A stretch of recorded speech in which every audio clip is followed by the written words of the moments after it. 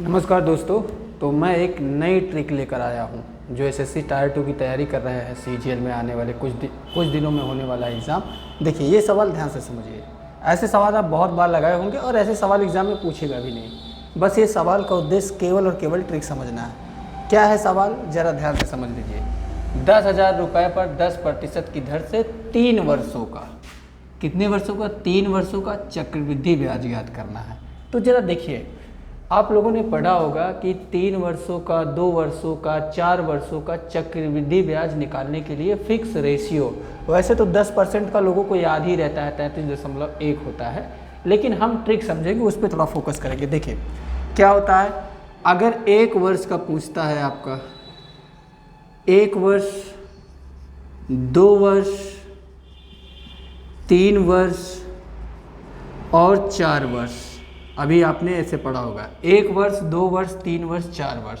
तो यहाँ पे मैं लिख देता हूँ I1, I2 और I3। 1 वर्ष का होता है तो 1, 2 वर्ष का होता है तो 2.1, 3 वर्ष का होता है 3.1, 4 वर्ष का होता है तो 46 यानी कि 4.6.4.1। ये आप कई बार पढ़ चुके होंगे। ये कब पूछता है, बहुत ध्यान से शब्दावली को समझिए। 1 वर्ष, 2 वर्ष, 3 वर्ष और 4 वर्ष। लेकिन अगर दोस्त मैं आपसे ये पूछूं कि पहले वर्ष, दूसरे वर्ष और तीसरे वर्ष, 3 तक की ट्रिक है भाई।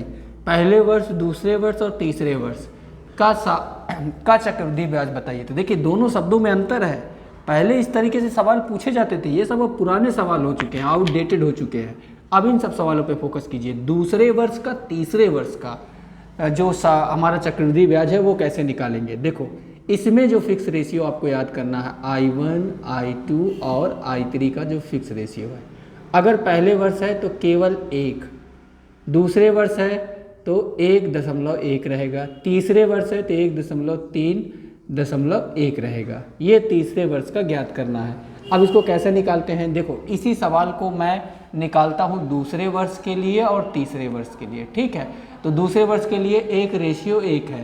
तो अब I1, I2, I3 कैसे निकालते हैं, देखिए जैसे ये 10,000 है, इसका 1 वर्ष का 10% ब्याज निकालेंगे।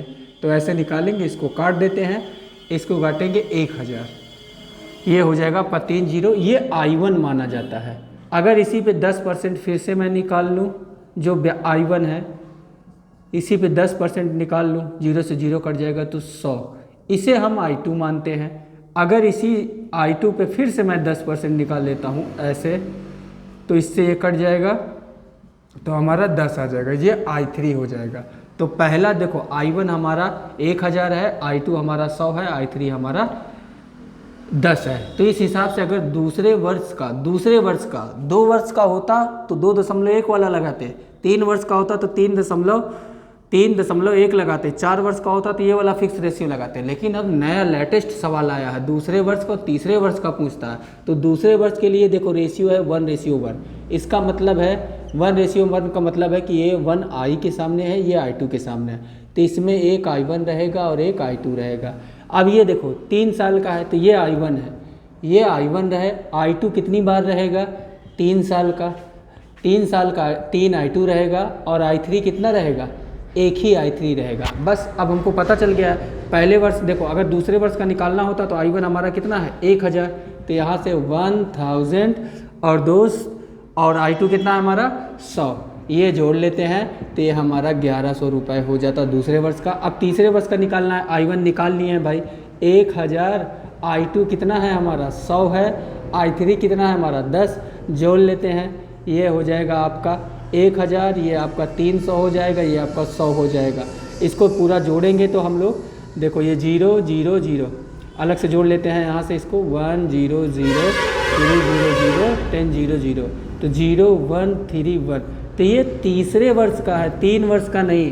तो आई होप आप समझ रहे होंगे कि ये सारे सवाल अब आउटडेटेड हो गए हैं। 2 वर्ष का, 3 वर्ष का, 4 वर्ष का नहीं पूछेगा, अब पूछेगा पहले वर्ष का, दूसरे वर्ष का, तीसरे वर्ष का। भाई पहले वर्ष, दूसरे वर्ष और तीसरे वर्ष की ट्रिक है। पहले वर्ष के लिए A1 होता है, दूसरे वर्ष के लिए 1:1 होता है, तीसरे वर्ष के लिए 1:3:1 होता है। देखिए ये दूसरा वर्ष निकालना है तो 1I1 1I2, तीसरा वर्ष निकालना है तो 1I1 3I2 और 1I3 होंगे।